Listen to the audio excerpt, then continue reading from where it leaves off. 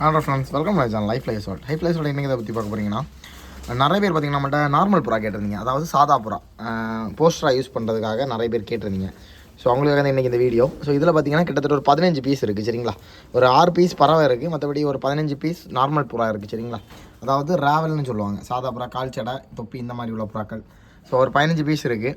So ஒரு பீஸோட rate பார்த்தீங்கன்னா 150 ருபீஸ் வரும் சரிங்களா. ஸோ எல்லாம் நல்ல கலரில் தான் கிடக்கு எல்லாமே. ஸோ போஸ்டருக்கு யூஸ் பண்ணுறது 100% யூஸ்ஃபுல்லாக இருக்கும்.